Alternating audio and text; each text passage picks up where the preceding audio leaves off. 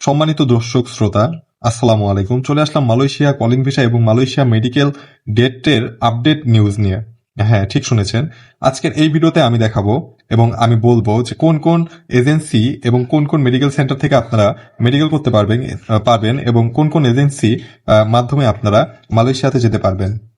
তার আগে বলে নেই, আমার এই ভিডিওতে যারা দীর্ঘদিন ধরে দেখছেন তারা জানেন যে আমি সবসময় সত্য কথা বলি এবং তুলে ধরার চেষ্টা করি যে আসলে মালয়েশিয়া কলিং ভিসা কোন দিকটা ঘাটতি বা কেন হচ্ছে না, এই সমস্ত কিছু নিয়ে আলোচনা করেছি। আমার ভিডিওগুলো অনেকেই দেখে কিন্তু আমার চ্যানেলটি সাবস্ক্রাইব করে না। আপনাদের কাছে একটা রিকোয়েস্ট থাকবে, সবাই আমার চ্যানেলটিকে সাবস্ক্রাইব করবেন এবং পাশে থাকা বেল আইকন অবশ্যই বাজিয়ে রাখবেন। সরি। তো আজকের আলোচনা সেটা হচ্ছে যে মালয়েশিয়া কলিং ভিসার জন্য মেডিকেল সেন্টার এখন পর্যন্ত চূড়ান্ত হয়নি কেন বা কেন হচ্ছে না, এই সমস্ত বিষয় নিয়ে আজকে আলোচনা করব। ইতিমধ্যেই অনলাইনের মাধ্যমে অনেক জায়গায় শুনতে পাওয়া যাচ্ছে যে মালয়েশিয়া কলিং ভিসার জন্য বা মালয়েশিয়া মেডিকেল এই সপ্তাহে অর্থাৎ বৃহস্পতিবারের মধ্যে বড় ধরনের একটি সুখবর আসবে।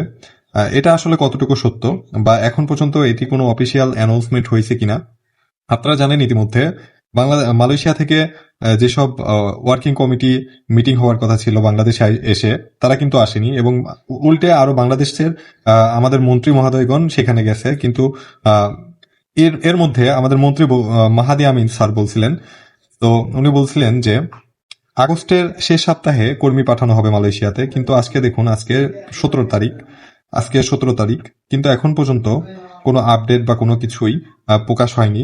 কোন মাধ্যমে কর্মী যাবে, কবে থেকে মেডিকেল শুরু হবে, কোনো কিছুই প্রকাশ হয়নি। এটার জন্য অনেক বাধা বিপত্তি আছে। কেন হচ্ছে না এখন উপরে যারা আছেন তারাই খুব ভালো করে বলতে পারেন। কিন্তু আমার মতামত, আমার পার্সোনালি যেটা মনে হয় সেটা হচ্ছে যে ভাই, মালয়েশিয়া হচ্ছে বাংলাদেশের জন্য বৃহত্তম শ্রমবাজার। এটি যদি বন্ধ থাকে আর এটি খুলতে যদি এত সময় লাগে, তাহলে আমরা অচিরে অনেক কিছু হারাইতে যাচ্ছি। এটা আমি বিগত আরো কিছু ভিডিওতে বলেছি। আচ্ছা, যাই হোক, এখন অপেক্ষা করা ছাড়া আমাদের কোনো গতি দেখছি না বা আশা দেখছি না। দেখা যাক আমাদের মন্ত্রী মহোদয়গণ কি করে। আমরাও আশাবাদী যে তারা আমাদের জন্য ভালো কিছুই করবেন ইনশাল্লাহ। তো আমি আপডেট পাওয়া মাত্র আপনাদেরকে জানাবো।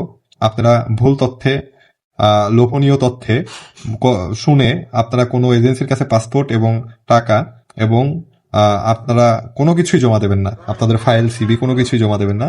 এটা আপনাদেরকে সতর্ক করা হলো। তো ভালো থাকবেন সবাই, খোদা হাফেজ।